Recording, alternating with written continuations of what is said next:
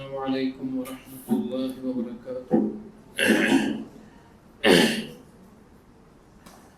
بسم الله الرحمن الرحيم.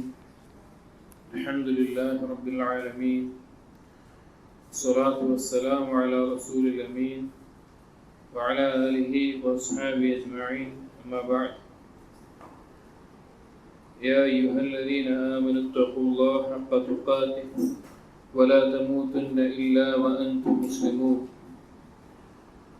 رب اشرح لي صدري ويسر لي أمري واحلل عقدة من لساني يفقهوا قولي. آمين يا رب العالمين. പ്രിയപ്പെട്ട സദ്വിശ്വാസികൾ,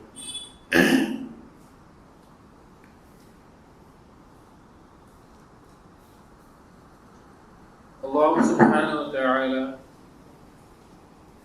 നമുക്ക് ഓരോരുത്തർക്കും നൽകിയ മഹത്തായ അനുഗ്രഹമാണ് ഇസ്ലാം എന്ന് പറഞ്ഞാൽ. അള്ളാഹുവിനെ മാത്രം ഇബാദത്ത് ചെയ്യുക എന്നുള്ള അടിസ്ഥാനവും എങ്ങനെയാണ് അള്ളാഹുവിനെ ഇബാദത്ത് ചെയ്യേണ്ടത് എന്ന വിഷയത്തിൽ വ്യത്യസ്തമായ കർമ്മങ്ങളും അതുപോലെ തന്നെ പല കാര്യങ്ങളും ഉൾക്കൊള്ളുന്ന ഏറ്റവും ഉത്തമമായ ധാർമ്മിക ബോധം നിലനിർത്തുന്ന ഏറ്റവും നല്ല സ്വഭാവം സംസ്കരിക്കാൻ ഉപകരിക്കുന്ന എല്ലാവിധ ഉപദേശങ്ങളും നിർദ്ദേശങ്ങളും ഉൾക്കൊള്ളുന്ന ദീനാണ് ഇസ്ലാം എന്ന് പറയുന്നത്. അതുമാത്രമാണ് അല്ലാഹു സുബ്ഹാനഹു വ തആലയുടെ അടുക്കൽ സ്വീകരിക്കപ്പെടുന്ന, നാളെ പരലോകത്ത് അള്ളാഹുവിന്റെ അടുക്കൽ സ്വീകരിച്ച് വിജയിക്കുന്ന വിഭാഗം യഥാർത്ഥ മുസ്ലിമായി ജീവിക്കുന്നവരാണ്. ഒരു മുസ്ലിം എന്ന് പറഞ്ഞാൽ എന്താണ് നമുക്കുണ്ടായിരിക്കേണ്ട അറിവ്? ഞാനൊരു മുസ്ലിമാണെന്ന് നമ്മൾ ഓരോരുത്തരും പറയുമ്പോൾ ഒരു മുസ്ലിമിനുണ്ടായിരിക്കേണ്ട അറിയേണ്ട കാര്യങ്ങൾ എന്തൊക്കെയാണ്? സാധാരണക്കാരനായ ഒരു മുസ്ലിമിനെ നമ്മൾ വിചാരിക്കുക, ആ മുസ്ലിം എന്തെല്ലാം വിശ്വാസങ്ങളാണ് അവൻ ഉണ്ടാകേണ്ടത്, അവന്റെ കർമ്മങ്ങളെ കുറിച്ച് എന്തെല്ലാം കാര്യങ്ങളാണ് അവൻ അറിഞ്ഞിരിക്കേണ്ടത്. ഈ കാര്യങ്ങൾ അറിയുക എന്നുള്ളത് ഒരാളുടെ മേലെ നിർബന്ധമാണ്. അതുകൊണ്ടാണ് നബി സല്ലല്ലാഹു അലൈഹി വസല്ലം പറഞ്ഞത്, ത്വലബുൽ ഇൽമി ഫരീദത്തുൻ അലാ കുല്ലി മുസ്ലിം. എല്ലാ മുസ്ലിമിന്റെ മേലെയും നിർബന്ധമാണ് അറിവ് നേടുക എന്നത്. ത്വലബുൽ ഇൽമി എന്താണ് ഈ അറിവുകൊണ്ട് ഉദ്ദേശം? അറിവ് പലതരത്തിലുണ്ട്. അറിവ് ദീനിയായ അറിവുണ്ട്, ദുനിയവിയായ അറിവുണ്ട്, മറ്റു പല അറിവുകളുണ്ട്. ഇവിടെ ഖുർആനിലും ഹദീസിലും അല്ലാഹു സുബ്ഹാനഹു വ തആല മഹത്വപ്പെടുത്തിക്കൊണ്ട്, പ്രാധാന്യം അറിയിച്ചുകൊണ്ട് അറിവിനെ പറ്റി പറഞ്ഞിട്ടുണ്ടെങ്കിൽ ആ അറിവ് ശർഈയായ ഇൽമു മാത്രമാണ്, ദീനിയായിട്ടുള്ള ഇൽമു മാത്രമാണ്. ഇനി ദീനിയായ ഇൽമിൽ തന്നെയും എല്ലാവരുടെ മേലെയും നിർബന്ധമായും അറിഞ്ഞിരിക്കേണ്ട അറിവുണ്ട്. എന്നാൽ ചില ആളുകൾ മാത്രം അറിഞ്ഞാൽ മതി അങ്ങനെയുള്ള അറിവുകളുമുണ്ട്. ഉദാഹരണം പറയുകയാണെങ്കിൽ, നമ്മുടെ വിശ്വാസം എന്തായിരിക്കണം, നമ്മളുടെ മേലെ നിർബന്ധമായിട്ടുള്ള 5 വക്ത് നിസ്കാരം അതെങ്ങനെയാണ് ഞാൻ നിർവഹിക്കേണ്ടത്, അങ്ങനെയുള്ള കാര്യങ്ങൾ നാം ഓരോരുത്തരും അറിഞ്ഞിരിക്കണം. അതേ സമയത്ത് ഇപ്പൊ ഒരാൾ ഫറാഇദിന്റെ നിയമങ്ങൾ, അനന്തരാവകാശ നിയമങ്ങൾ, ഇതെല്ലാവരുടെ മേലും അറിഞ്ഞിരിക്കുന്നത് നിർബന്ധമുള്ള കാര്യമല്ല. ആളുകളിൽ ഒരാൾ അറിഞ്ഞാൽ തന്നെ ധാരാളമാണ്. അയാൾക്ക് മറ്റുള്ള ആളുകൾ ചോദിച്ച് അറിയേണ്ട കാര്യങ്ങളായിട്ട് ഉൾക്കൊള്ളുന്ന വിഷയമാണ്. അപ്പോ എല്ലാ മനുഷ്യന്മാരും നിർബന്ധമായും അറിഞ്ഞിരിക്കേണ്ട അറിവുകളുണ്ട്, നിർബന്ധമായും അറിഞ്ഞിരിക്കേണ്ട അറിവുകൾ. അത് നാം പഠിക്കുകയും മനസ്സിലാക്കുകയും തന്നെ വേണം. എന്നാൽ മാത്രമാണ് ഒരു നല്ല മുസ്ലിമായിട്ട് നമുക്ക് ജീവിക്കാനും നാളെ അള്ളാഹുവിന്റെ അടുക്കൽ ഏറ്റവും നല്ല സ്ഥാനത്ത് അള്ളാഹു തആല അംഗീകരിക്കുന്ന കർമ്മങ്ങളോടുകൂടി അള്ളാഹുവിന് മുമ്പ് നിൽക്കാനും നമുക്ക് സാധിക്കുകയുള്ളൂ. നമ്മൾ അൽഹംദുലില്ലാഹ് നമ്മളിവിടെ ഈ ഒരു മജ്‌ലിസിൽ നമ്മൾ കഴിഞ്ഞ 1 വർഷത്തോളം അല്ലെങ്കിൽ അതിൽ കൂടുതലായിട്ട് അള്ളാഹു സുബ്ഹാനഹു വ തആലയുടെ നാമങ്ങൾ അസ്മാഉൽ ഹുസ്ന നമ്മളിവിടെ പറഞ്ഞിരുന്നു, പഠിച്ചിരുന്നു, മനസ്സിലാക്കിയിരുന്നു. ഇൻഷാ അല്ലാഹ് ഇന്ന് മുതൽ നമ്മൾ ആരംഭിക്കുന്നത് ഏറ്റവും സാധാരണക്കാരനായ ഒരു ആലിമിനെ സംബന്ധിച്ചോ ഒരു ത്വാലിബുൽ ഇൽമിനെ സംബന്ധിച്ചോ അല്ല, ഏറ്റവും സാധാരണക്കാരനായ ഒരു മുസ്ലിം, ഒരാൾ മുസ്ലിമായി ജീവിക്കുമ്പോൾ അവന്റെ മേലെ നിർബന്ധമായും അറിഞ്ഞിരിക്കേണ്ട ചില പാഠങ്ങൾ. ചില പ്രധാനപ്പെട്ട പാഠങ്ങൾ. ഈ പാഠങ്ങളെ ഉൾക്കൊള്ളിച്ചുകൊണ്ട് ഇബ്നു ബാസ് റഹിമഹുല്ലാഹ് നമുക്ക് അറിയാവുന്ന, നമ്മൾ കേട്ട് പരിചയിച്ചിട്ടുള്ള പണ്ഡിതനാണ്. സൗദി അറേബ്യയിൽ മുഫ്തി ആയിരുന്ന വലിയ പണ്ഡിതനായിരുന്ന, മുസ്ലിം ഉമ്മത്തിനോട് വളരെയധികം നസീഹത്ത് വെച്ച് പുലർത്തിയിരുന്ന, ഒരുപാട് നന്മകളിൽ അറിയപ്പെട്ട, വ്യക്തിപരമായി അറിയുന്ന ആളുകളും പൊതുവായി അറിയുന്ന ആളുകളും എല്ലാം നന്മകൾ ഒരുപാട് പറഞ്ഞിട്ടുള്ള ഒരു വ്യക്തിയാണ് ഇബ്നു ബാസ് റഹിമഹുല്ലാഹ്. അദ്ദേഹം രചിച്ച ഒരു ചെറിയ റിസാല ഞാൻ പലപ്പോഴും കേട്ടിട്ടുണ്ട്, പല വിശദീകരണങ്ങളിൽ. അദ്ദേഹം ഒരു ദർസായിട്ട് എടുത്ത, ഒരു ക്ലാസ് ആയിട്ട് അവതരിപ്പിച്ച ഒരു വിഷയമായിരുന്നു. പിന്നീട് അതൊരു കിതാബിന്റെ രൂപത്തിൽ ആക്കിയതാണ്. ഒരു മുസ്ലിം നിർബന്ധമായും അറിഞ്ഞിരിക്കേണ്ടത്, സാധാരണക്കാരൻ അറിഞ്ഞിരിക്കേണ്ട കാര്യങ്ങൾ. അദ്ദേഹം ഇതിന് പേര് നൽകിയിട്ടുള്ളത് ദുറൂസുൽ മുഹിമ്മ ലിആമത്തിൽ ഉമ്മ. പൊതുജനങ്ങൾക്ക്, മുസ്ലിം ഉമ്മത്തിലെ പൊതുവായിട്ടുള്ള ജനങ്ങൾക്ക് പ്രധാനപ്പെട്ട പാഠങ്ങൾ, അവരറിഞ്ഞിരിക്കേണ്ട പ്രധാനപ്പെട്ട പാഠങ്ങൾ എന്ന ഒരു തലക്കെട്ടിൽ അദ്ദേഹം ക്രോഡീകരിച്ച വിഷയങ്ങളാണ് ഇൻഷാ അല്ലാഹ് നമ്മൾ ഇന്ന് മുതൽ ആരംഭിക്കുന്നത്.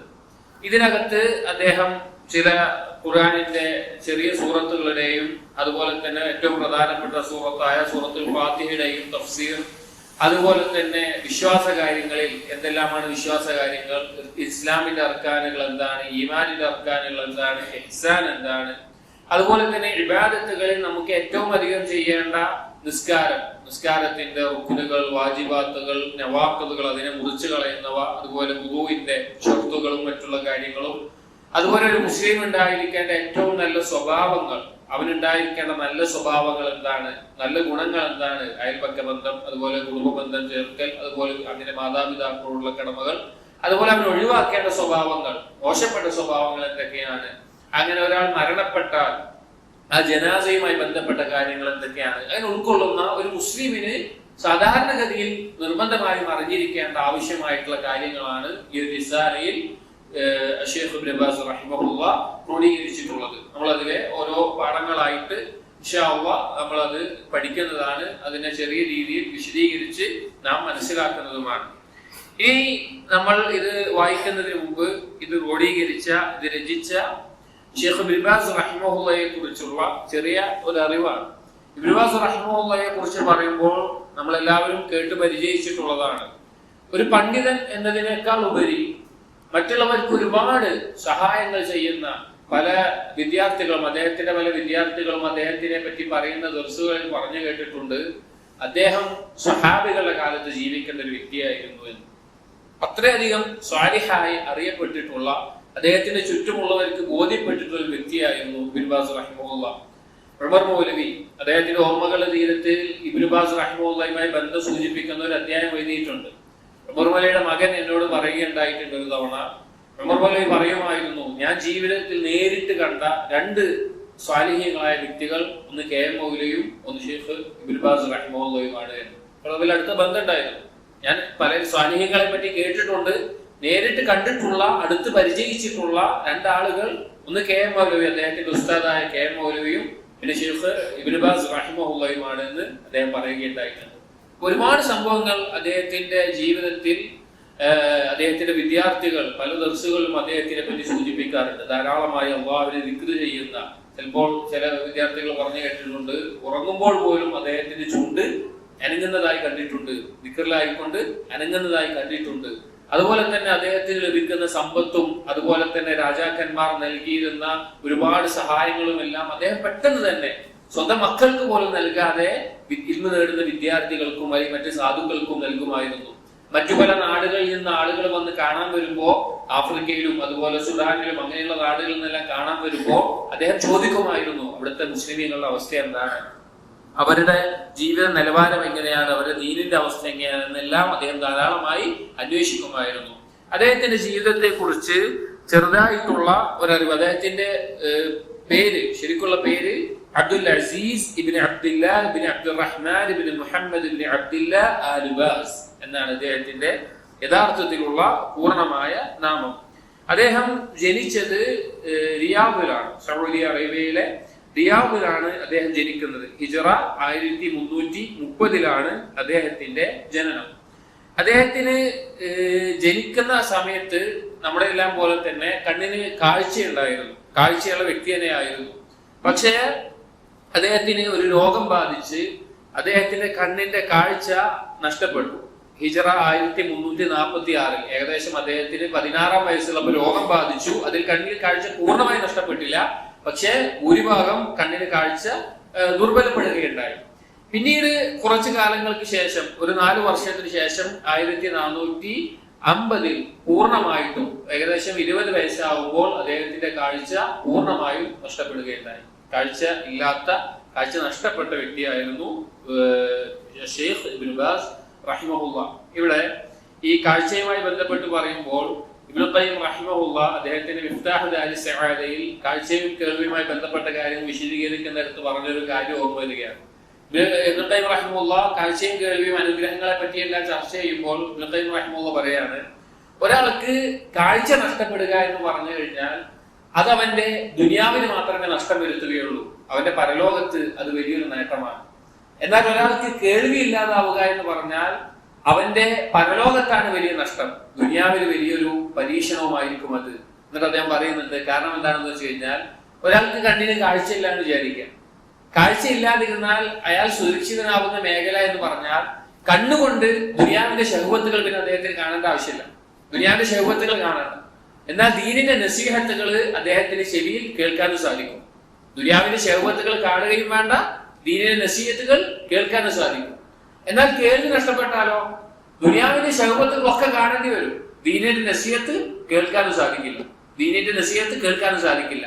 അങ്ങനെ കണ്ണിന് കാഴ്ച പോവുക എന്ന് പറഞ്ഞാൽ ഒരുത്തന്റെ ദുനിയാവിലെ നേട്ടവും അവൻ ദുനിയാവെ നഷ്ടപ്പെടുകയുള്ളൂ, പരലോകത്ത് നേട്ടമാണെന്ന് ഇത് വിശദീകരിക്കുന്ന ആ ബാബിന്റെ താഴെ ആ കിതാബ് തഹ്ഖീഖ് ചെയ്തിട്ടുള്ള ബക്ര ബുസൈദ് റഹിമഹുല്ലാഹ് അദ്ദേഹം കൊടുക്കുന്നുണ്ട്. എന്നിട്ട് ഇബ്നു ഖയ്യിം റഹിമഹുല്ലാഹ് പറയുന്നുണ്ട്, സ്വഹാബാക്കളിൽ അധിക ആളുകളും കാഴ്ച നഷ്ടപ്പെട്ട ഒരുപാട് ആളുകൾ ഉണ്ടായിട്ടുണ്ട്. ഒരുപാട് ആളുകൾ സ്വഹാബാക്കളിലും സലഫുകളിലും കാഴ്ച നഷ്ടപ്പെട്ടവരുണ്ട്, പക്ഷെ കേൾവി നഷ്ടപ്പെട്ടവർ കുറച്ച് ആളുകളേ ഉള്ളൂ എന്ന് പറയുന്നിടത്ത് തഹ്ഖീഖ് ചെയ്യുന്ന ബക്ര ബുസൈദ് റഹിമഹുല്ലാഹ് കൊടുക്കുന്നുണ്ട്. സ്വഹാബാക്കളെ പറ്റി പറയുമ്പോൾ നമുക്ക് ഉദാഹരണമാണ് ഷെയ്ഖ് ഇബ്നു ബാസ് റഹിമഹുല്ലാഹ് എന്നുള്ളത്. 20-ാം വയസ്സിൽ കണ്ണിന് കാഴ്ച നഷ്ടപ്പെട്ടിട്ടും അദ്ദേഹത്തിന് ദീനിന്റെ ഇൽമിലും അതുപോലെ തന്നെ മറ്റു പല സ്ഥാനത്തും ഉന്നതമായ അവസ്ഥയിൽ എത്താൻ സാധിച്ചിട്ടുണ്ട്. അദ്ദേഹം ചെറുപ്പത്തിൽ തന്നെ, അദ്ദേഹം പ്രായപൂർത്തിയാകുന്നതിന് മുമ്പ് തന്നെ അദ്ദേഹം ഖുർആൻ ഹിഫ്ളാക്കിയിട്ടുണ്ട്. അതിനുശേഷം പല പണ്ഡിതന്മാരുടെ അടുക്കലും കിതാബുകൾ അദ്ദേഹം പഠിക്കുകയും അദ്ദേഹം അവരുടെ അടുക്കൽ അത് പാരായണം ചെയ്യുകയും അങ്ങനെ കൂടുതൽ ശർഈയായ ഇൽമ് നേടുകയും ചെയ്തിട്ടുണ്ട്. അധികവും ആദ്യകാലത്ത് പഠിച്ചത് റിയാദിൽ ഉണ്ടായിരുന്ന പണ്ഡിതന്മാരിൽ നിന്നാണ്. നമുക്കറിയാം സൗദി അറേബ്യ തൗഹീദിന്റെയും സുന്നത്തിന്റെയും നാടാണ്, അതിന്റെ തലസ്ഥാനമാണ് റിയാദ്. പണ്ഡിതന്മാർ കൂടുതൽ അധികവും ഇന്നും ജീവിക്കുന്നത് റിയാദിലാണ്, കാരണം പണ്ഡിതന്മാരുടെ പല സഭകളും എല്ലാം ഉള്ളത് റിയാദിലാണ്. ധാരാളം പണ്ഡിതന്മാർ ഉള്ള ഒരു സ്ഥലമാണ് സൗദിയിൽ തന്നെ റിയാദ് എന്ന് പറയുന്നത്. മക്കയിലും മദീനയിലും ഉണ്ട്, എന്നാലും റിയാദ്. അവിടെ അദ്ദേഹം പഠിച്ച പണ്ഡിതന്മാരുടെ ചില പേരുകൾ, അദ്ദേഹം ഒരുപാട് പണ്ഡിതന്മാരിൽ ഇൽമ് നേടി. അതിൽ പ്രധാനപ്പെട്ട ചിലരാണ് Sheikh Muhammad bin Abdul Latif ibn Abdurrahman ibn Hasan ibn Sheikh Muhammad bin Abdul Wahhab റഹിമഹുല്ലാഹ്, അതുപോലെ Sheikh Salih ibn Abdul Aziz bin Abdurrahman ibn Hasan ibn Sheikh Muhammad Abdul Wahhab റഹിമഹുല്ലാഹ്, Sheikh Saad ibn Hamad ibn Atiq, Sheikh Hamad ibn Faris, അങ്ങനെ തുടങ്ങിയ പല പണ്ഡിതന്മാരിൽ നിന്നും അദ്ദേഹം ഇൽമ് നേടിയിട്ടുണ്ട്. അതിൽ വളരെ പ്രധാനപ്പെട്ട പണ്ഡിതനാണ് അദ്ദേഹം ഏറ്റവും അധികം ഏകദേശം 10 വർഷത്തോളം കാലം അദ്ദേഹം ഒരുമിച്ച് തുടർന്ന് ഇൽമ് നേടിയ പണ്ഡിതനാണ് സമാഹത്തു Sheikh Muhammad ibn Ibrahim ibn Abdul Latif Al Sheikh, Muhammad ibn Ibrahim Al Sheikh. അദ്ദേഹം ഇബ്നു ബാസ് റഹിമഹുള്ളാഹിയുടെ ഒരുപാട് കാലം ഒരുമിച്ച് ജീവിച്ച് ഇൽമ് നേടിയ, ധാരാളം ശർഈയായ ഇൽമ് നേടിയ അദ്ദേഹത്തിന്റെ ഉസ്താദാണ് Muhammad ibn Ibrahim Al Sheikh. അറിയപ്പെട്ട സൗദിയിൽ തന്നെ മുഫ്തിയായിരുന്ന വലിയ പണ്ഡിതനാണ് Muhammad ibn Ibrahim Al Sheikh എന്ന് പറയുന്നത്. അദ്ദേഹം ഇബ്നു ബാസ് റഹിമഹുല്ലാഹ് ഒരുപാട് കിതാബുകൾ രചിച്ചിട്ടുണ്ട്. അതുപോലെ തന്നെ ഒരുപാട് ഉത്തരവാദിത്തങ്ങളിൽ അദ്ദേഹം ജോലി ചെയ്തിട്ടുണ്ട്. സൗദിയിലെ വ്യത്യസ്ത പ്രദേശങ്ങളിൽ അദ്ദേഹം മുഫ്തിയായിരുന്നു. അതല്ലാതെ വേറെ അധ്യാപനത്തിലും മറ്റുമെല്ലാം ഒരുപാട് ഉത്തരവാദിത്തങ്ങൾ അദ്ദേഹം നടത്തിയിട്ടുണ്ട്. അദ്ദേഹം ധാരാളം കിതാബുകളും രചിച്ചിട്ടുണ്ട്. അതെല്ലാം നമ്മൾ ഇവിടെ പറയുന്നില്ല. അദ്ദേഹം രചിച്ച വളരെയധികം പ്രസിദ്ധമായ കിതാബാണ് ഇൻഷാ അല്ലാഹ് നമ്മൾ വായിക്കാൻ തുടങ്ങുന്ന അദ്ദുറൂസുൽ മുഹിമ്മ ലിആമത്തിൽ ഉമ്മ എന്ന് പറയുന്നത്. പല ഭാഷകളിൽ, ഒരുപാട് ഭാഷകളിൽ, ലോകത്തിന്റെ വ്യത്യസ്ത പ്രദേശങ്ങളിലെ ധാരാളം ഭാഷകളിൽ പരിഭാഷപ്പെടുത്തിയിട്ടുള്ള ഒരു കിതാബാണ്, ഒരു റിസാലയാണ്. കാരണം എന്താണ്? നാം തുടക്കത്തിൽ പറഞ്ഞതുപോലെ ഒരു മുസ്ലിം നിർബന്ധമായി അറിഞ്ഞിരിക്കണം. ഒരു മുസ്ലിമിന് ഇതിൽ പറഞ്ഞ കാര്യങ്ങൾ അറിയില്ല എന്ന് പറഞ്ഞാൽ അവനൊരു ജാഹിലിന് തുല്യമാണ്. കാരണം ഒരു മുസ്ലിമാണെന്ന് പറഞ്ഞിട്ട് അവന് വിശ്വാസത്തിന്റെ അടിസ്ഥാനങ്ങൾ അറിയില്ല, ഇസ്ലാമിന്റെ അർക്കാനുകൾ അറിയില്ല, ഈമാനിന്റെ കാര്യങ്ങൾ അറിയില്ല, അല്ലെങ്കിൽ നിസ്കാരത്തിന്റെ വാജിബുകൾ അത് എന്തൊക്കെയാണെന്ന് കാണാപ്പണം അറിയില്ലെങ്കിലും അത് ഉണ്ടായിരിക്കണം എന്നുള്ള ബോധമില്ല, ഷുറൂത്തുകൾ ഇന്നതൊക്കെയാണെന്നുള്ള ബോധമില്ല, ഇത് ഉണ്ടായിരിക്കണം എന്നുള്ള അറിവില്ല. അങ്ങനെ ഒരു അവസ്ഥ വരികയാണെങ്കിൽ എന്താണ് അവന്റെ അവസ്ഥ? പിന്നെ പേര് കൊണ്ട് മാത്രം ഇസ്ലാം എന്ന് പറഞ്ഞുകൊണ്ട് ഒരു പേര് മാത്രം വെക്കുന്ന അവസ്ഥയായിരിക്കും. അപ്പൊ ഇത് പഠിക്കേണ്ടതിന്റെ ഗൗരവം വളരെ വലുതാണ്. കുട്ടികളും വലിയവരും എല്ലാം സ്വയം പരിശോധിക്കേണ്ട, നമ്മൾക്ക് ഇതിനെ കുറിച്ച് എന്താണ് നമ്മുടെ ബോധം എന്ന് സ്വയം ഉൾക്കൊള്ളേണ്ട പാഠങ്ങളാണ്. ഇനി ഈ കിതാബിന്റെ മുഖദ്ദിമ, ആമുഖത്തിൽ, ഇതിന്റെ ആരംഭത്തിൽ ശൈഖ് ഇബ്നു ബാസ് റഹിമഹുല്ലാഹ് പറയുന്ന വാക്കുകളാണ്. അൽഹംദുലില്ലാഹി റബ്ബിൽ ആലമീൻ വൽ ആഖിബത്തു ലിൽ മുത്തഖീൻ വസല്ലല്ലാഹു വസല്ലമ അലാ അബ്ദിഹി വറസൂലിഹി നബിയിനാ മുഹമ്മദിൻ വഅലാ ആലിഹി വഅസ്ഹാബിഹി അജ്മഈൻ. എല്ലാ കിതാബ് പോലെയും അല്ലെങ്കിൽ എല്ലാ സംസാരം പോലെയും അല്ലാഹുവിനെ ഹംദ് ചെയ്ത് അവന്റെ റസൂലിന്റെ മേലെ സ്വലാത്തു സലാമും പറഞ്ഞുകൊണ്ട് ആരംഭിക്കുകയാണ്. അമ്മാ ബഅദ് ഫഹാദിഹി കലിമാത്തുൻ മൂജസത്തുൻ ഫീ ബയാനി ബഅദി മാ യജിബു അൻ യഅരിഫഹു അൽആമ്മതു അൻ ദീനിൽ ഇസ്ലാം. അദ്ദേഹം പറയാണ്, ഇതിലുള്ള കാര്യങ്ങൾ, ഇതിലുള്ള വാക്കുകൾ ചില വിഷയങ്ങളാണ്. ബഅദി മാ യജിബു അൻ യഅരിഫഹു അൽആമ്മതു അൻ ദീനിൽ ഇസ്ലാം. പൊതുവായിട്ടുള്ള ഒരു മനുഷ്യൻ നിർബന്ധമായിട്ടും ഇസ്ലാമിനെ കുറിച്ച് അറിഞ്ഞിരിക്കേണ്ട കാര്യങ്ങൾ, അതിൽ ചില കാര്യങ്ങളെ ഉൾക്കൊള്ളിച്ചുകൊണ്ടുള്ള കിതാബാണ് ഈ കിതാബ്. എന്നിട്ട് പറയാണ്, സമ്മൈതുഹ, ഞാൻ അതിന് പേര് നൽകിയിട്ടുള്ളത് അദ്ദുറൂസുൽ മുഹിമ്മ ലിആമത്തിൽ ഉമ്മ എന്നുള്ളതാണ്. പൊതുജനങ്ങൾക്കായിട്ടുള്ള സുപ്രധാന പാഠങ്ങൾ എന്നതാണ്. എന്നിട്ട് അദ്ദേഹം അല്ലാഹുവിനോട് പ്രാർത്ഥിക്കുകയാണ്, വസ്അലുല്ലാഹ യൻഫഅ ബിഹാ അൽ മുസ്ലിമീൻ വയതഖബ്ബലഹ മിന്നി ഇന്നഹു ജവാദുൻ കരീം. അല്ലാഹു സുബ്ഹാനഹു വ തആല ഈ ഒരു റിസാല, ഈ ഒരു കിതാബ് ജനങ്ങൾക്ക്, മുസ്ലിമീങ്ങൾക്ക് ഉപകരിക്കുന്നതായിട്ടും അതുപോലെ എന്നിൽ നിന്ന് അല്ലാഹു തആല അത് സ്വീകരിക്കട്ടെയുമെന്ന് അദ്ദേഹം പ്രാർത്ഥിക്കുകയാണ്. എന്നിട്ട് ഇതിൽ ഓരോ പാഠങ്ങളാക്കി തിരിച്ചിരിക്കുകയാണ്. ഇതിൽ ഒന്നാമത്തെ പാഠം അദ്ദർസുൽ അവ്വൽ, ഒന്നാമത്തെ പാഠം എന്നുള്ളത് സൂറത്തുൽ ഫാത്തിഹത്തി വഖിസാറുസ് സുവർ. ഒന്നാമതായി കൊടുക്കുന്നത് സൂറത്തുൽ ഫാത്തിഹ. നമുക്കറിയാം ഖുർആനിലെ ഏറ്റവും ശ്രേഷ്ഠമായ സൂറത്താണ് സൂറത്തുൽ ഫാത്തിഹ. അതുപോലെ തന്നെ ചില ചെറിയ സൂറത്തുകളും. അതാണ് ഈ പാഠത്തിന്റെ തലക്കെട്ട്. അതിന് ശേഷം പറയുകയാണ്, സൂറത്തുൽ ഫാത്തിഹത്തി വമാ അംകന മിൻ ഖിസാറിസ് സുവർ മിൻ സൂറത്തിൽ സൽസല ഇലാ സൂറത്തിൻ നാസ് تلقينا وتصحيحا للقراءة وتحفيظا وشرحا لما يجب فهمه. ഈ സൂറത്തുൽ ഫാത്തിഹയും സൂറത്തുൽ സൽസല, ഇദാ സുൽസിലത്തിൽ അർദ് തുടങ്ങുന്ന സൂറത്തുൽ സൽസല മുതൽ സൂറത്തുൽ നാസ് വരെയുള്ള സൂറത്തുകൾ, സൂറത്തുൽ ഫാത്തിഹ, ഈ അവസാനത്തിലെ ഈ ചെറിയ സൂറത്തുകൾ, ഇതെങ്ങനെ പഠിക്കണം? തൽഖീനൻ, നല്ല രീതിയിൽ ഓതി കേട്ട്. എങ്ങനെയാണ് ഓതേണ്ടത്? വതസ്ഹീഹൻ ലിൽഖിറാഅ, തജ്വീദിന്റെ നിയമങ്ങളും മറ്റും പാലിച്ച് അതിന്റെ പാരായണം നേരെയാക്കി. വതഹ്ഫീദൻ, ആ സൂറത്തുകൾ ഹിഫ്ളാക്കി. വശർഹൻ ലിമാ യജിബു ഫഹ്മുഹു, അതിന്റെ അർത്ഥങ്ങൾ മനസ്സിലാക്കാൻ ഉപകരിക്കുന്ന രീതിയിൽ അതിന്റെ ശർഹും അഥവാ തഫ്സീറും. ഈ കാര്യങ്ങളാണ് ഒന്നാമത്തെ പാഠത്തിൽ നമുക്ക് പഠിക്കാനുള്ളത്. നമുക്കറിയാം സൂറത്തുൽ ഫാത്തിഹ എന്താണ്? നമുക്ക് നിർബന്ധമായിട്ടുള്ള നിസ്കാരത്തിൽ നിർബന്ധമായി നമ്മൾ പാരായണം ചെയ്യാം. അപ്പൊ അത് യഥാർത്ഥ രൂപത്തിൽ പാരായണം ചെയ്യാനും അതിന്റെ കാര്യങ്ങൾ നമ്മൾ അറിയണം. ഇനി ഫാത്തിഹയ്ക്ക് ശേഷം ഏതെങ്കിലും ഖുർആനിലെ സൂറത്തുകൾ നമുക്ക് പാരായണം ചെയ്യണം. അതിന് ചുരുങ്ങിയത് ചെറിയ സൂറത്തുകളായിട്ടുള്ള സൽസല മുതൽ അന്നാസ് വരെയുള്ള ആ സൂറത്തുകൾ അത് നല്ല രീതിയിൽ പാരായണം ചെയ്യാൻ പഠിക്കലും അതുപോലെ തന്നെ അതിന്റെ ശർഹ്, അതിന്റെ വിശദീകരണം മനസ്സിലാക്കലുമാണ് ഒന്നാമത്തെ പാഠത്തിൽ ഇബ്നു ബാസ് റഹിമഹുല്ലാഹ് പറയുന്ന വിഷയം. അപ്പൊ ഇൻഷാ അല്ലാഹ് ഈ ഒന്നാമത്തെ പാഠത്തിൽ നാം ആരംഭിക്കുന്ന ഒന്നാമത്തെ ഭാഗം സൂറത്തുൽ ഫാത്തിഹ. സൂറത്തുൽ ഫാത്തിഹയാണ് ആരംഭിക്കുന്നത്. എല്ലാവർക്കും സൂറത്തുൽ ഫാത്തിഹ ഹിഫ്ള് ഉണ്ടാവും, എല്ലാവർക്കും അറിയുന്ന, എല്ലാവർക്കും മനഃപ്പാഠമുള്ള സൂറത്താണ്. ഇനി സൂറത്തുൽ ഫാത്തിഹയെ സംബന്ധിച്ചിട്ടുള്ള ചില കാര്യങ്ങളാണ് നമ്മൾ പറയുന്നത്. ഒന്നാമത്തെ വിഷയം സൂറത്തുൽ ഫാത്തിഹയുമായി ബന്ധപ്പെട്ട് പറയാനുള്ളത് അസ്മാഉൽ ഫാത്തിഹ, സൂറത്തുൽ ഫാത്തിഹയുടെ നാമങ്ങൾ. സൂറത്തുൽ ഫാത്തിഹയ്ക്ക് ഒരുപാട് പേരുകൾ പഠിപ്പിക്കപ്പെട്ടിട്ടുണ്ട്, അഥവാ ഹദീസുകളിൽ വന്നിട്ടുണ്ട്. ആ നാമങ്ങളാണ് പറയുന്നത്. ഒന്നാമത്തേത് നമുക്കറിയാവുന്നത് പോലെ അൽ ഫാത്തിഹ അല്ലെങ്കിൽ ഫാത്തിഹത്തുൽ കിതാബ്. സൂറത്തുൽ ഫാത്തിഹ എന്ന് പറയും, അല്ലെങ്കിൽ ഫാത്തിഹത്തുൽ കിതാബ് എന്ന് പറയും. കാരണം എന്താണ്?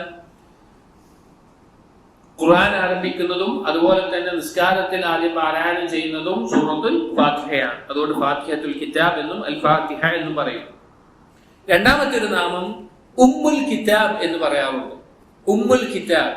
ഉമ്മുൽ കിതാബ് എന്ന് പറയുമ്പോൾ നാം അറബിയിൽ അർത്ഥം വെക്കുമ്പോൾ കിതാബിന്റെ ഉമ്മ എന്നുള്ള അർത്ഥത്തിലല്ല, കിതാബിന്റെ പ്രധാനപ്പെട്ട കാര്യങ്ങൾ ഉൾക്കൊള്ളുന്ന ഏറ്റവും പ്രധാനപ്പെട്ടത് എന്നുള്ള അർത്ഥത്തിലാണ് ഉമ്മ എന്നുള്ള പദം അറബിയിൽ ചില സ്ഥലങ്ങളിൽ ഉപയോഗിക്കാറുള്ളത്. അപ്പൊ ഉമ്മുൽ കിതാബ് എന്നുള്ളത് ഒരു പേരാണ്. മറ്റൊരു നാമം ഉമ്മുൽ ഖുർആൻ. ഉമ്മുൽ കിതാബ് എന്ന പോലെ തന്നെ ഉമ്മുൽ ഖുർആൻ എന്നും സൂറത്തുൽ ഫാത്തിഹയ്ക്ക് പേരുണ്ട്. നാലാമത്തെ ഒരു പേര് അസ്സബ്ഉൽ മഥാനി. ഖുർആനിൽ തന്നെ വന്നിട്ടുള്ള പേരാണ് അസ്സബ്ഉൽ മഥാനി. അഞ്ചാമത്തേത് അൽ ഖുർആനുൽ അദീം എന്ന് ഈ ഫാത്തിഹനെ പ്രത്യേകമായിട്ട് എടുത്ത് പറഞ്ഞത് ഹദീസുകൾ നമുക്ക് കാണാൻ സാധിക്കും. അബൂ ഹുറൈറ റളിയല്ലാഹു അൻഹു ഉദ്ധരിക്കുന്ന ഹദീസിൽ നബി സല്ലല്ലാഹു അലൈഹി വസല്ലം പറഞ്ഞു, വഇന്നഹാ സബ്ഉൻ മിനൽ മസാനി വൽ ഖുർആനുൽ അദീം അല്ലദീ അഅതൈതു. അതായത് ഇത് ഈ ഫാത്തിഹ എന്നുള്ളത് സബ്ഉൽ മസാനിയാണ്, അതുപോലെ തന്നെ ഖുർആനുൽ അദീം ആണെന്ന് ഒരു ഹദീസിൽ പറഞ്ഞിട്ടുണ്ട്. ആറാമത്തെ ഒരു നാമം സൂറത്തുൽ ഫാത്തിഹയെ അൽ ഹംദ് എന്ന് പറയാറുണ്ട്. സൂറത്തുൽ ഹംദ് എന്ന് സൂറത്തുൽ ഫാത്തിഹയെ പറയാറുണ്ട്. കാരണം അതിന്റെ ആരംഭം ഹംദ് കൊണ്ടായതുകൊണ്ട്, അൽഹംദുലില്ലാഹി റബ്ബിൽ ആലമീൻ എന്ന് തുടങ്ങുന്നത് കൊണ്ട്. ഏഴാമത്തെ ഒരു നാമം അസ്സലാത്ത്. അസ്സലാത്ത് എന്നുള്ളത് സൂറത്തുൽ ഫാത്തിഹയുടെ ഒരു പേരാണ്. കാരണം ഒരു ഹദീസിൽ വന്നിട്ടുണ്ട്, ഖസംതു സ്വലാത്ത, അല്ലാഹു സുബ്ഹാനഹു വ തആല പറഞ്ഞതാണ് അസ്സലാത്തിനെ ഞാൻ വീതിച്ചിരിക്കുന്നു എന്ന് പറഞ്ഞിട്ട് പറയുന്നത് സൂറത്തുൽ ഫാത്തിഹയെ സംബന്ധിച്ചിട്ടാണ്. അസ്സല എന്നുള്ളത് സൂറത്തുൽ ഫാത്തിഹയുടെ മറ്റൊരു പേരാണ്. ആ ഹദീസ് നമ്മൾ ഇൻഷാ അല്ലാഹ് ഇതിനെ വിശദീകരിക്കുന്നതിന് നമ്മൾ പറയും. എട്ടാമത്തേത് അശ്ശിഫ. സൂറത്തുൽ ശിഫ എന്നുള്ളത് സൂറത്തുൽ ഫാത്തിഹയുടെ മറ്റൊരു പേരാണ്. ഒമ്പതാമത്തേത് അർറുഖിയ. അർറുഖിയ എന്നുള്ള പേര് സൂറത്തുൽ ഫാത്തിഹയ്ക്കുണ്ട്. അതുമായി ബന്ധപ്പെട്ട ഒരു ഹദീസ് ഉണ്ട്, നമ്മൾ വായിക്കേണ്ടതാണ്.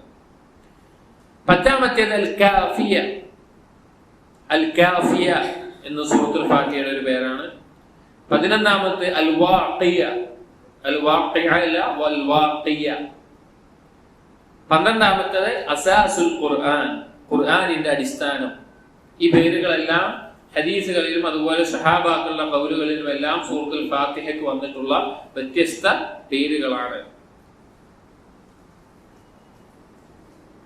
ഇനി സൂറത്തുൽ ഫാത്തിഹയുടെ ശ്രേഷ്ഠത, മഹത്വം പറയുന്നിടത്ത് പ്രധാനമായും നാം മനസ്സിലാക്കേണ്ടത് ഹസൻ ബസരി റഹിമഹുല്ലാഹ് പോലെയുള്ള സലഫുകൾ പറഞ്ഞിട്ടുള്ള ഒരു വാക്കാണ്. മുൻകഴിഞ്ഞ വേദഗ്രന്ഥങ്ങൾ, ഖുർആനിന് മുമ്പ് വേദഗ്രന്ഥങ്ങൾ ഇറങ്ങിയിട്ടുണ്ട്. പ്രധാനമായിട്ടും ഇഞ്ചീൽ, തൗറാത്ത്, സബൂർ, അതുപോലെ തന്നെ ഏടുകളായിട്ടും അല്ലാഹു സുബ്ഹാനഹു വ തആലയിൽ നിന്ന് ഇറങ്ങിയിട്ടുണ്ട്.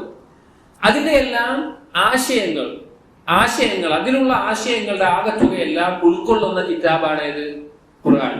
ഖുർആൻ എന്ന് പറയുന്നത് മുൻകഴിഞ്ഞ വേദഗ്രന്ഥങ്ങളിലുള്ള ആശയങ്ങൾ എന്താണോ അതെല്ലാം ഉൾക്കൊള്ളുന്ന കിതാബാണ്. ഇനി ഖുർആനിന്റെ ആശയങ്ങളെല്ലാം ഉൾക്കൊള്ളുന്ന സൂറത്താണ് സൂറത്തുൽ ഫാത്തിഹ എന്ന് പറയുന്നത്. സൂറത്തുൽ ഫാത്തിഹ ഖുർആനിന്റെ ആശയങ്ങളെല്ലാം ഉൾക്കൊള്ളുന്നതാണ്. കാരണം ഫാത്തിഹ അത്രത്തോളം വിശദീകരിച്ച് വിശാലമായി മനസ്സിലാക്കേണ്ടതാണ്. ഇനി സൂറത്തുൽ ഫാത്തിഹയിൽ ഉൾക്കൊണ്ടിട്ടുള്ള കാര്യങ്ങൾ, അതിന്റെ ആശയത്തിന്റെ ആകത്തുകയെല്ലാം ഉൾക്കൊള്ളുന്ന ആയത്താണ് സൂറത്തുൽ ഫാത്തിഹയിലെ ഒരു വചനമെന്ന് മുൻഗാമികൾ പറഞ്ഞത് കാണാം. അതേതാണ് ആ വചനം? സൂറത്തുൽ ഫാത്തിഹയിലെ ഇയ്യാക നഅ്ബുദു വ ഇയ്യാക നസ്തഈൻ. ഈ ആയത്ത് ഖുർആനിന്റെ എല്ലാ ആശയങ്ങളും സൂറത്തുൽ ഫാത്തിഹയിൽ ഉൾക്കൊള്ളുന്നുണ്ട്. സൂറത്തുൽ ഫാത്തിഹയുടെ ആശയങ്ങൾ ഈ ഒരൊറ്റ ആയത്തിൽ ഉൾക്കൊള്ളുന്നുണ്ട്. അതുകൊണ്ടാണ് ഈ ആയത്തിനെ വിശദീകരിച്ചുകൊണ്ട് ഉലമാക്കൾ കിതാബുകൾ എഴുതിയപ്പോൾ ഇബ്നുൽ ഖയ്യിം റഹിമഹുല്ലാഹ് അദ്ദേഹത്തിന്റെ ഒരു കിതാബുണ്ട്, മദാരിജുസ് സാലിക്കീൻ എന്ന് പറഞ്ഞു. ഇയ്യാക നഅ്ബുദു വ ഇയ്യാക നസ്തഈൻ. ഈ ആയത്തിനെ വിശദീകരിച്ച് അതിന്റെ വ്യത്യസ്ത തലങ്ങളെ, അതിന്റെ ആശയത്തിന്റെ തലങ്ങളെ, അതിൽ ഉൾക്കൊണ്ടിട്ടുള്ള വ്യത്യസ്ത മേഖലകളെല്ലാം വിശദീകരിച്ച് എഴുതിയിട്ടുള്ള കിതാബാണ്. അത് വലിയ വോളിയങ്ങളായി 3 വോളിയങ്ങളിൽ നമുക്ക് ലഭിക്കുന്നതാണ്.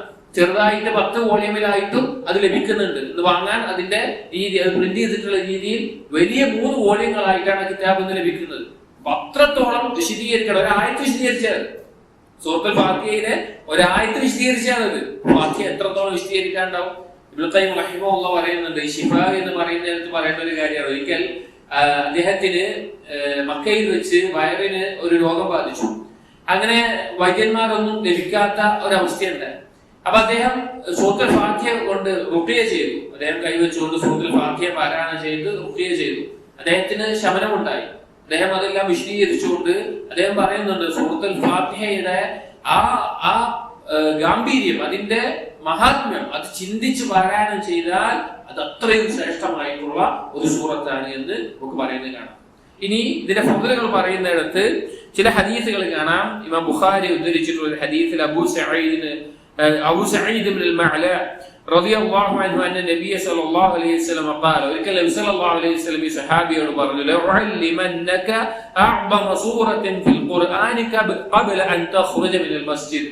ഒരിക്കൽ പറഞ്ഞു, നീ മസ്ജിദിൽ നിന്ന് പുറപ്പെടുന്നതിന് മുമ്പായിക്കൊണ്ട് നിനക്ക് ഞാൻ ഖുർആനിലെ ഏറ്റവും മഹത്വമേറിയ സൂറത്ത് ഞാൻ പഠിപ്പിക്കുമെന്ന് പറഞ്ഞു. ഞാൻ നിനക്ക് പഠിപ്പിക്കുമെന്ന് പറഞ്ഞു. അങ്ങനെ ഈ സഹാബി പറയാണ്, പിന്നെ ഞാൻ പുറപ്പെടാൻ വേണ്ടി നിൽക്കുന്ന സമയത്ത് റസൂലുള്ളാഹി സ്വല്ലല്ലാഹു അലൈഹി വസല്ലമയോട് ഞാൻ പറഞ്ഞു, യാ റസൂലല്ലാഹ് ഇന്നക ഖുൽത ലഉഅല്ലിമന്നക അഅ്ദമ സൂറത്തുൻ ഫിൽ ഖുർആൻ. നിങ്ങൾ പറഞ്ഞിരുന്നല്ലോ എന്നെ എന്ത് പഠിപ്പിക്കൂ, ഖുർആനിലെ ഏറ്റവും മഹത്വമേറിയ സൂറത്ത് പഠിപ്പിക്കുമെന്ന് പറഞ്ഞിരുന്നല്ലോ, ഞാൻ പോവാനായിരിക്കുന്നു എന്ന് പറഞ്ഞു. അപ്പൊ നബി സല്ലല്ലാഹു അലൈഹി വസല്ലം നഅം എന്ന് പറഞ്ഞിട്ട് പറഞ്ഞു കൊടുക്കുകയാണ്, അൽഹംദുലില്ലാഹി റബ്ബിൽ ആലമീൻ. സൂറത്തുൽ ഫാത്തിഹ പാരായണം ചെയ്തു കൊടുക്കുക. അതാണ് ഖുർആനിലെ ഏറ്റവും മഹത്വമുള്ള സൂറത്ത്. ഖുർആനിലെ ഏറ്റവും മഹത്വമുള്ള ആയത്ത് ഏതാണ്? ഖുർആനിലെ ഏറ്റവും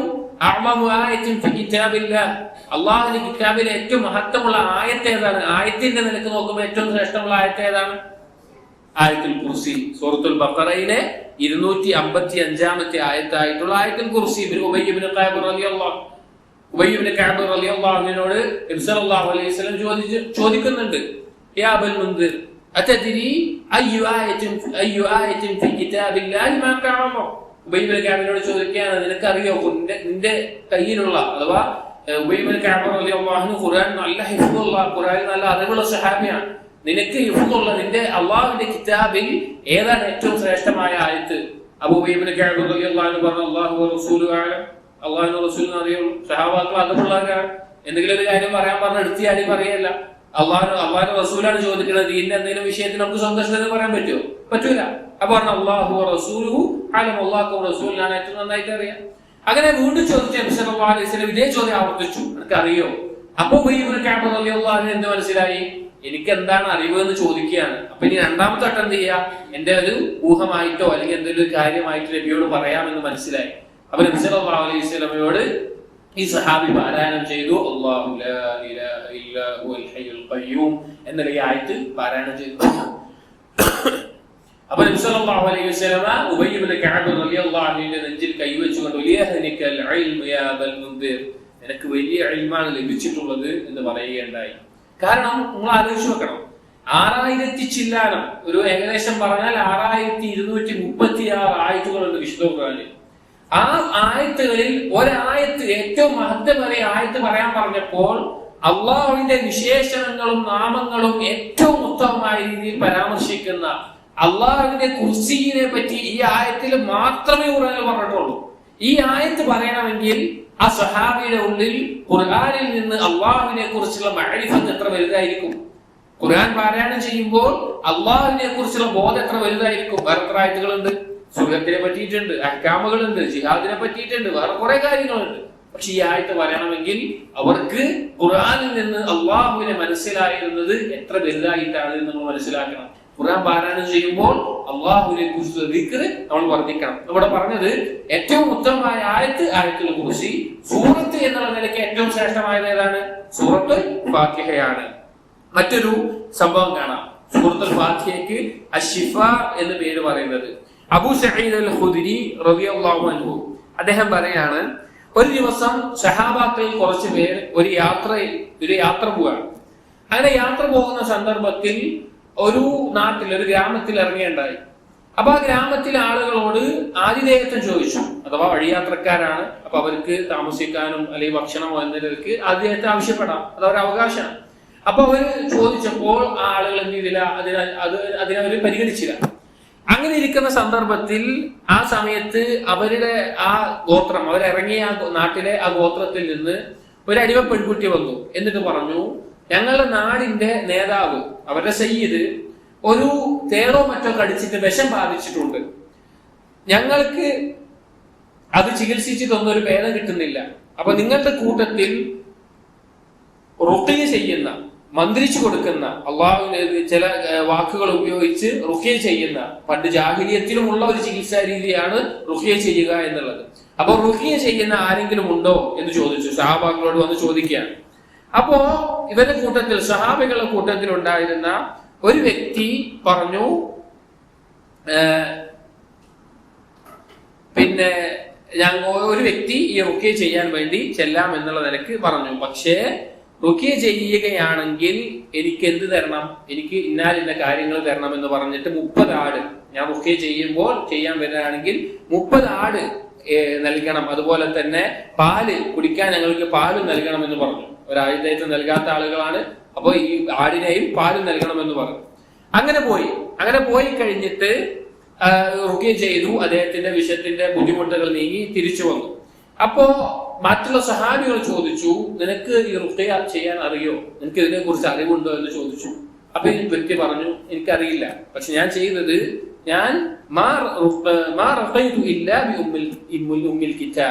ഞാൻ ഉമ്മുൽ കിതാബ് കൊണ്ടല്ലാതെ, അഥവാ സൂറത്തുൽ ഫാത്തിഹ കൊണ്ടല്ലാതെ ഞാൻ ഒന്നും ചെയ്തിട്ടില്ല. സൂറത്തുൽ ഫാത്തിഹ മാത്രമേ ഞാൻ പാരായണം ചെയ്തിട്ടുള്ളൂ എന്ന് പറഞ്ഞു. അങ്ങനെ യാത്ര കഴിഞ്ഞ് അവർ തിരിച്ച് മദീനയിൽ എത്തിയ സമയത്ത് നബി സല്ലല്ലാഹു അലൈഹി വസല്ലമയോട് ഈ കാര്യം പറഞ്ഞു. അപ്പൊ നബി സല്ലല്ലാഹു അലൈഹി വസല്ലം ഈ കാര്യം കേട്ടപ്പോൾ ഈ വ്യക്തിയോട് പറഞ്ഞു, നിനക്ക് എങ്ങനെയാണ് ഇത് റുഖ്യയാണെന്ന് മനസ്സിലായത്?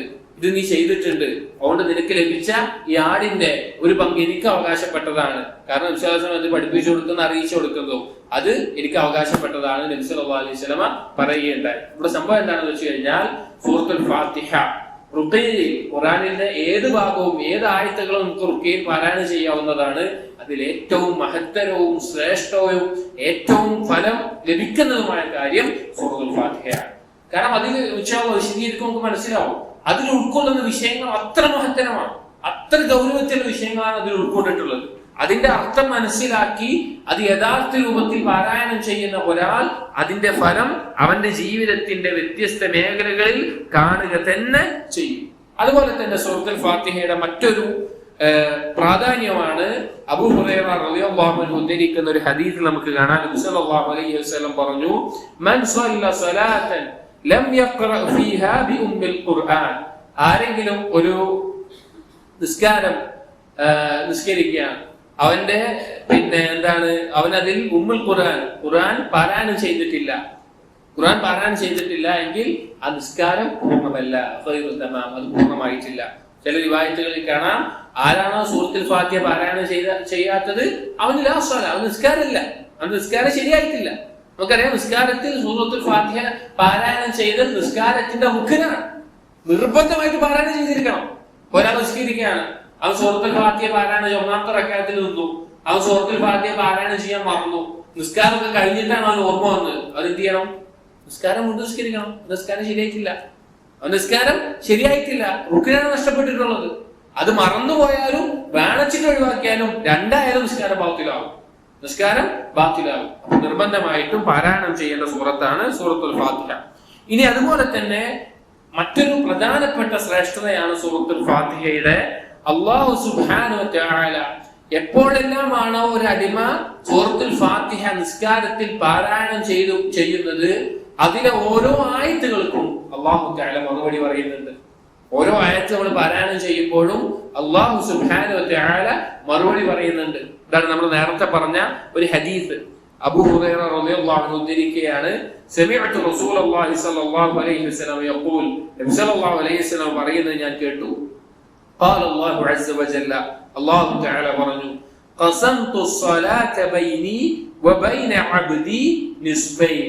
ഞാൻ നിസ്കാരത്തെ, അല്ലാഹു പറയാണ്, നിസ്കാരം എന്ന് ഉദ്ദേശിക്കുന്നത് ഇവിടെ സൂറത്തുൽ ഫാത്തിഹയാണ്. അസ്സലാ എന്ന് ഉദ്ദേശിച്ച ഫാത്തിഹയാണ്. സൂറത്തുൽ ഫാത്തിഹയെ എന്റെയും എന്റെ അടിമയുടെയും ഇടയിൽ രണ്ട് പാതികളായിട്ട് ഭാഗിച്ചിരിക്കുകയാണ്, രണ്ട് പകുതികളായിട്ട്.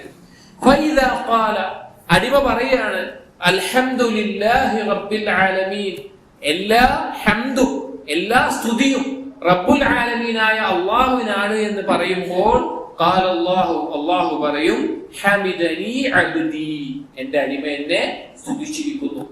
നമ്മൾ കൈ കെട്ടിയിട്ട് അൽഹംദുലില്ലാഹി റബ്ബിൽ ആലമീൻ എന്ന് പറയുമ്പോൾ അല്ലാഹു തആല 7 ആകാശത്തിന് മുകളിലുള്ള അർശിന് മേൽ ഇസ്തിവാ ചെയ്തിട്ടുള്ള റബ്ബുൽ ആലമീനായ അല്ലാഹു തആല പറയുകയാണ് ഹമിദനി അബ്ദി, എന്റെ അടിമ എന്നെ ഹംദ് ചെയ്തിരിക്കുന്നു.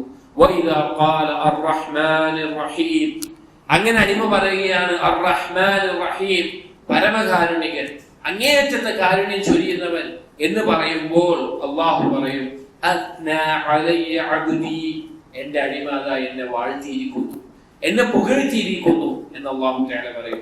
എന്റെ അടിമ എന്നെ പുകഴ്ത്തിയിരിക്കുന്നു എന്ന് പറയും.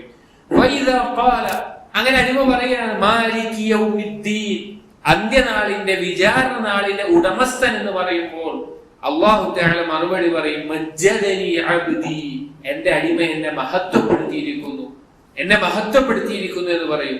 വഖാല, വീണ്ടും അടിമ പറയും ഇയ്യാക നഅ്ബുദു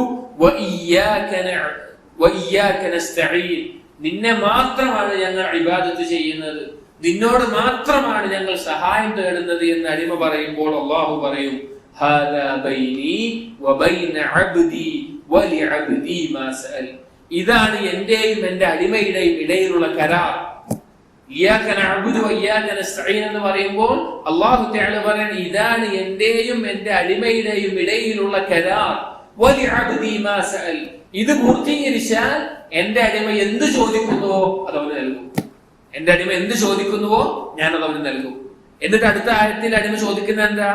ഇഹ്ദിനസ് സിറാത്തൽ മുസ്തഖീം, നേരെ ചൊവ്വയുള്ള പാതയിലേക്ക് ഞങ്ങൾക്ക് നീ ഹിദായത്ത് നൽകണമേ എന്ന് പറയും. എന്നിട്ട് സിറാത്തൽ ലദീന അൻഅംത അലൈഹിം ഗൈറിൽ മഗ്ദൂബി അലൈഹിം വലദ്ദാല്ലീൻ, നീ നിഅമത്ത് ചൊരിഞ്ഞ, നീ അനുഗ്രഹിച്ച അവരുടെ പാതയിൽ, നിന്റെ കോപത്തിന് ഇരയായവരുടെ അല്ല, വഴി പിഴച്ചവരുടെയുമല്ല എന്ന് പറയുമ്പോൾ അല്ലാഹു പറയും ഹാദാ ലിഅബ്ദി, ഇതെന്റെ അടിമക്കുണ്ട്, എന്റെ അടിമ ചോദിച്ചത് എന്റെ അടിമക്കുണ്ട്. വലിഅബ്ദി മാ സഅൽ, എന്റെ അടിമ എന്ത് ചോദിക്കുന്നുവോ അത് അവനുണ്ടാകും. സഹോദരങ്ങളെ, അല്ലാഹു തആല ഇതെന്റെ അടിമക്കുണ്ട്, ഇനി എന്റെ അടിമ എന്ത് ചോദിച്ചാൽ ഞാൻ അവന് നൽകുമെന്ന് പറയുമ്പോൾ സഹോദരങ്ങൾ ആലോചിച്ച് വെക്കണം എത്ര പ്രാധാന്യം ഈ സൂറത്തിന്റെ ആയത്തുകൾക്ക്. ഈ ആയത്തുകൾ നമ്മൾ പൂർത്തീകരിക്കേണ്ട കാര്യം എന്താണ്? നമുക്കത് ബോധ്യപ്പെടാത്തതുകൊണ്ടാണ്. ഈ ആയത്തുകളുടെ അകത്ത് പറഞ്ഞിട്ടുള്ള വിഷയം അത് എത്ര ഗൗരവമുള്ളതാണ്, അത് എത്രത്തോളം നാം ജീവിതത്തിൽ പകർത്തേണ്ടതാണെന്ന് ബോധം വന്നാൽ നമുക്ക് മനസ്സിലാവും എന്തുകൊണ്ടാണ് അല്ലാഹു തആല വലിഅബ്ദി മാ സഅൽ എന്ന് പറഞ്ഞത്. എന്റെ അടിമക്ക് എന്ത് ചോദിക്കുന്നുവോ അത് അവനുണ്ട് എന്ന് പറഞ്ഞത് മനസ്സിലാവും. ഇത് ആരാ പറയണത്? നമ്മുടെ ഒരു മുതലാളി നമ്മളോട് പറഞ്ഞാൽ തന്നെ നമുക്ക് എന്ത് സമാധാനം ഉണ്ടാവും? നമ്മുടെ ഒരു യജമാനൻ, നല്ല സമ്പത്തും അധികാരമുള്ള ഒരു യജമാനൻ നമ്മളോട് വന്ന് പറയാണ് എന്താച്ച ചെയ്തു അനക്ക് ഞാൻ ചോദിക്കണം തരാന്ന് പറഞ്ഞാൽ എത്ര സമാധാനം നമുക്ക് ഉണ്ടാവും? റബ്ബുൽ ആലമീനായ അല്ലാഹു പറയാണ് ഇത് ഇതുപോലെ പാലിച്ചു കഴിഞ്ഞാൽ എന്റെ അടിമക്ക് അവൻ ചോദിക്കുന്നത് ഉണ്ടാകുമെന്ന്. എത്ര ഗൗരവമുണ്ട് ഈ വിഷയത്തിന്. അതിന്റെ വിശദീകരണത്തിൽ അതിന്റെ ഗൗരവത്തിൽ തന്നെ ഈ ആയത്തുകളെ നമ്മൾ മനസ്സിലാക്കേണ്ടതുണ്ട്, അതിന്റെ ആഴത്തിൽ നമുക്ക് ഉൾക്കൊള്ളേണ്ടതുണ്ട്. ഇനി സൂറത്തുൽ ഫാത്തിഹയുടെ തഫ്സീറിലേക്ക് കടക്കുമ്പോൾ സഹോദരങ്ങളെ, ഈ സൂറത്തുൽ ഫാത്തിഹയെ പ്രധാനമായിട്ടും 3 ഭാഗങ്ങളായിട്ട് നമുക്ക് തിരിക്കാൻ സാധിക്കും. 3 ഭാഗങ്ങളായിട്ട് തിരിക്കാൻ സാധിക്കും. ആദ്യത്തെ ഭാഗം എന്ന് പറഞ്ഞാൽ അള്ളാഹുവിനെ ഹംദ് ചെയ്യലും അള്ളാഹുവിനെ സനാഅ് ചെയ്യലും അള്ളാഹുവിനെ തംജീദ് ചെയ്യലുമാണ്. അള്ളാഹുവിനെ സ്തുതിക്കലും അള്ളാഹുവിനെ വാഴ്ത്തലും അള്ളാഹുവിനെ മഹത്വപ്പെടുത്തലുമാണ് ഒന്നാമത്തെ ഭാഗം. ഒന്നാമത്തെ ഭാഗം പറഞ്ഞ ഈ കാര്യങ്ങളാണ്. രണ്ടാമത്തെ ഭാഗം എന്ന് പറയുന്നത് അൽ അഹ്ദു ബൈനൽ അബ്ദി വറബ്ബിഹി, ഒരടിമയും തന്റെ റബ്ബും തമ്മിലുള്ള കരാറാണ് രണ്ടാമത്തെ ഭാഗം. ഒന്നാമത്തെ ഭാഗം അള്ളാഹുവിനെ വാഴ്ത്തലും പുകഴ്ത്തലും എല്ലാം. രണ്ടാമത്തെ ഭാഗം അള്ളാഹുവിനോടുള്ള കരാറാണ്. മൂന്നാമത്തെ ഭാഗം എന്ന് പറയുന്നത് ദുആ ആണ്, പ്രാർത്ഥനയാണ്, അള്ളാഹുവിനോടുള്ള തേട്ടമാണ്. അതുകൊണ്ടാണ് ഉലമാക്കൾ പറയാറുള്ളത് ഹംദ് കൊണ്ട് ആരംഭിക്കുന്നു, അള്ളാഹുവിനെ സനാ ചെയ്തുകൊണ്ട് ആരംഭിക്കുന്നു, ദുആ കൊണ്ട് അവസാനിക്കുന്നു. അപ്പൊ സൂറത്തുൽ ഫാത്തിഹ എന്ന് പറഞ്ഞാൽ 3 ഭാഗങ്ങളാണ്. ഒന്നാമത്തേത് ഹംദും സനാഉം തംജീദുമാണ്, അള്ളാഹുവിനെ പുകഴ്ത്തലും വാഴ്ത്തലും സ്തുതിക്കലുമാണ്. രണ്ടാമത്തെ ഭാഗം എന്ന് പറഞ്ഞാൽ അള്ളാഹുമായിട്ടുള്ള കരാറാണ്. മൂന്നാമത്തെ ഭാഗം എന്ന് പറഞ്ഞാൽ ദുആ ആണ്, പ്രാർത്ഥനയാണ്, അള്ളാഹുവിനോടുള്ള തേട്ടമാണ്. ഈ 3 കാര്യങ്ങളാണ് സൂറത്തുൽ ഫാത്തിഹയിൽ ഉൾക്കൊണ്ടിട്ടുള്ളത്. ഇനി സൂറത്തുൽ ഫാത്തിഹയിലെ ആയത്തുകൾ എത്ര എണ്ണമാണ്?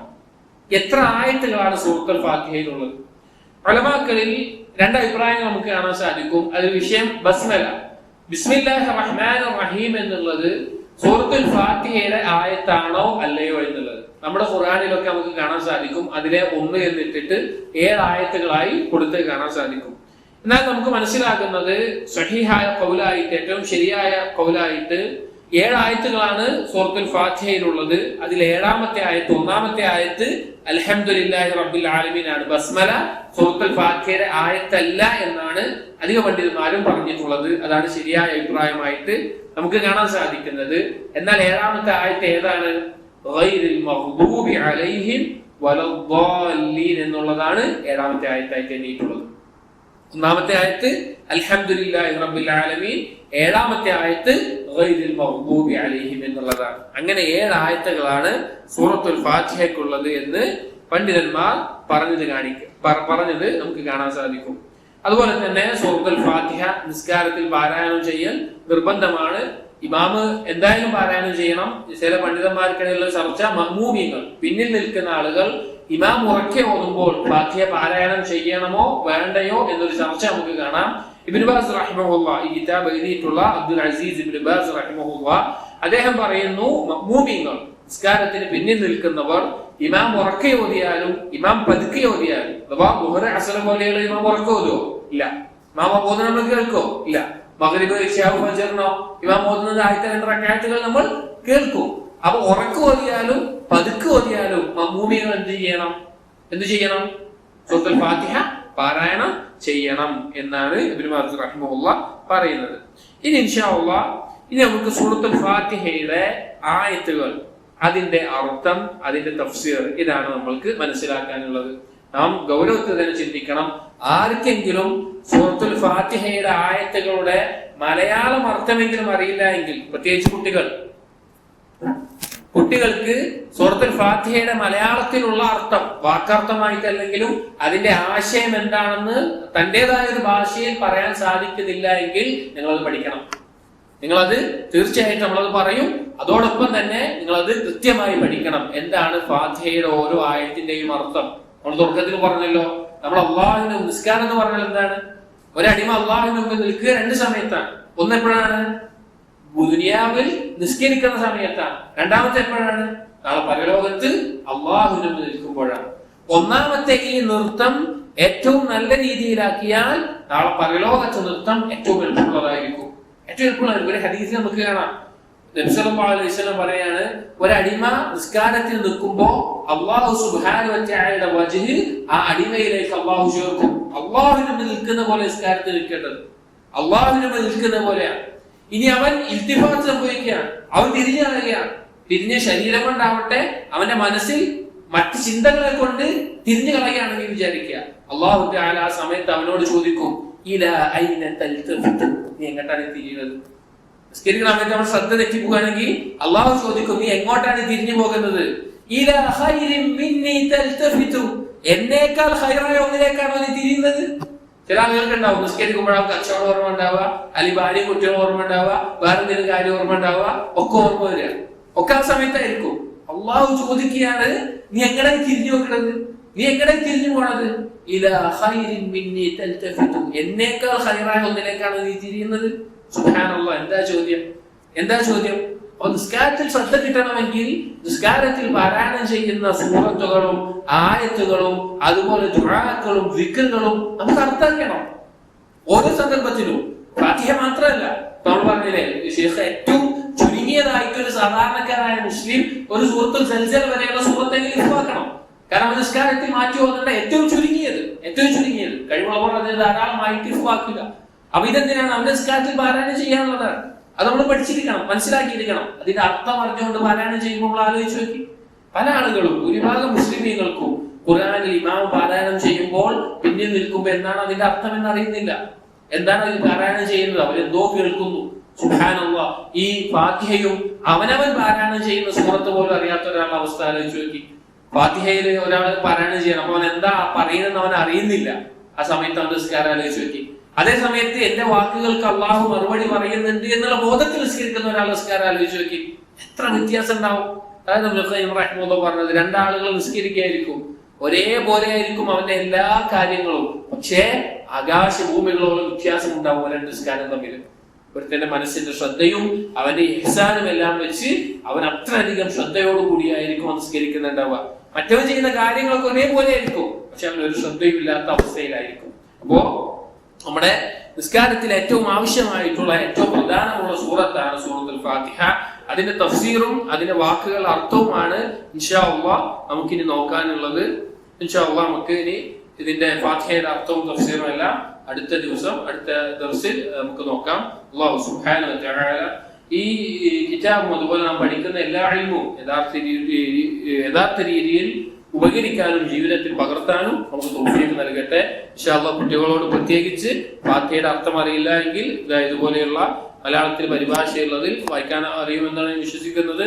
നിങ്ങൾ വായിച്ചു നോക്കണം, എന്താണ് ഓരോ ആയത്തിന്റെ അർത്ഥം എന്ന് വായിച്ച് നിങ്ങൾ പഠിച്ച് മനസ്സിലാക്കുക. അല്ലാഹു തൗഫീഖ് ചെയ്യട്ടെ. സുബ്ഹാനല്ലാഹി വബിഹംദിഹി അഷ്ഹദു അൻ ലാ ഇലാഹ ഇല്ലാ അൻത അസ്തഗ്ഫിറുക വഅതൂബു ഇലൈക് വസല്ലല്ലാഹു അലാ നബിയ്യിനാ മുഹമ്മദിൻ വഅലാ ആലിഹി വഅസ്ഹാബിഹി അജ്മഈൻ വൽഹംദുലില്ലാഹി റബ്ബിൽ ആലമീൻ.